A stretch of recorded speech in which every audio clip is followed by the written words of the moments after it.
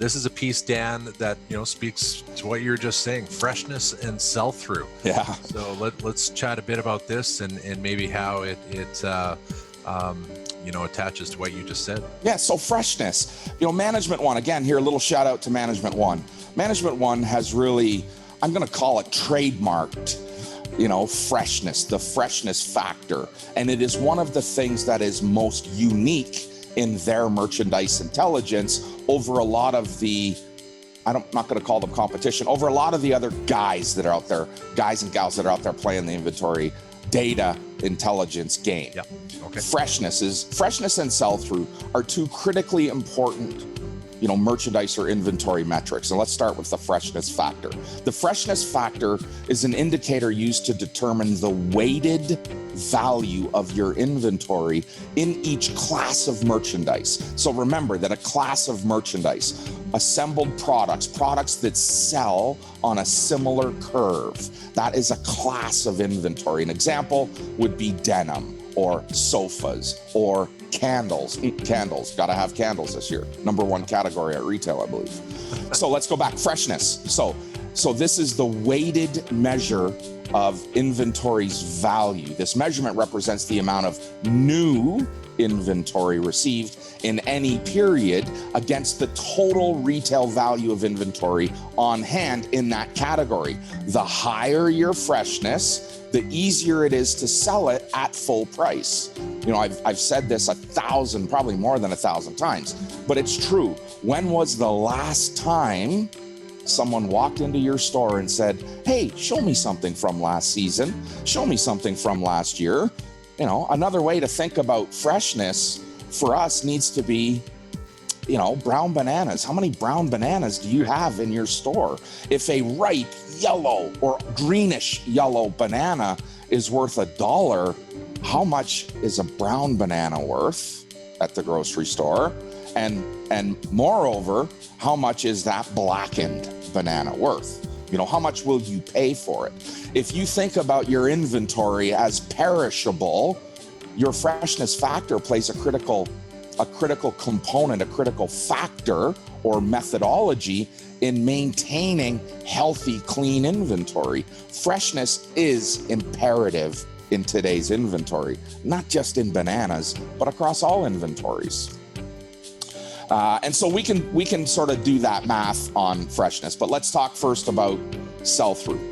Sell-through is the measure of inventory sold against your total inventory purchased, and it should be measured at the class level. Again, we want to think about our inventory in the same terms that she thinks about it. She thinks in terms of class, not item.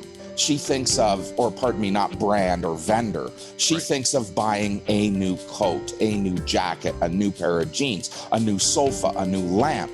And those are classes of merchandise.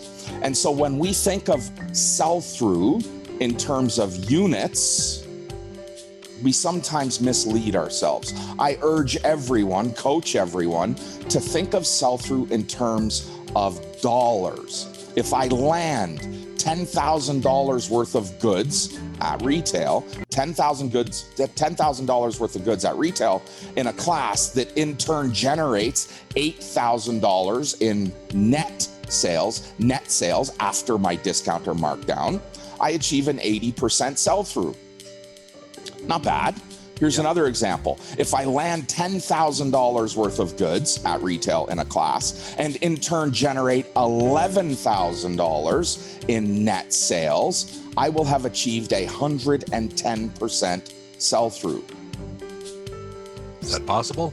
Yeah. Selling more than you're buying is not a sustainable model. It's not sustainable and is the first indicator to missed sales. A metric in retail, one of the only metrics in retail, we can't count. So your question is it possible to sell more, to have 110% sell-through?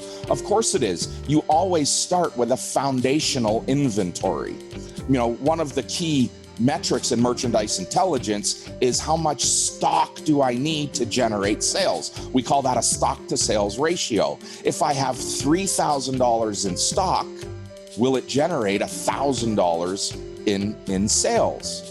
So if you're running at a 3 times stock to sales, you hold $3,000 at retail to generate $1,000 in sales, or $1,000 in sales. Okay. And so you're looking at your foundational inventory. You have this average inventory level across the year. And that inventory level is probably, maybe ideally, somewhere between 15 and 25% of the annual volume.